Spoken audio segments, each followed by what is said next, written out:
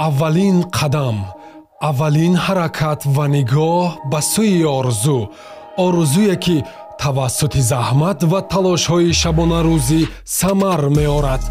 این همه جستن‌ها برای جایزه هاست، جایزه هایی که به ملت نفوذ و آبرو می‌آورد. میجگان سمدوا بونیه که در متانت و اراده مردانه وار حرکت میکند. هر افتیدن ها او را باز هم قوی تر میسازد، چونکه او از راه خود بر نمیگردد. راهی دور و دراز و مشکل است، راهی آرزوست، راهی رسیدن به بازی های المپی است. راهی مشکل ولی نتیجهش خوشحال کننده است. فرمولا 55 در راه رسیدن به دستاوردهای بزرگی ورزشی با میجگان است.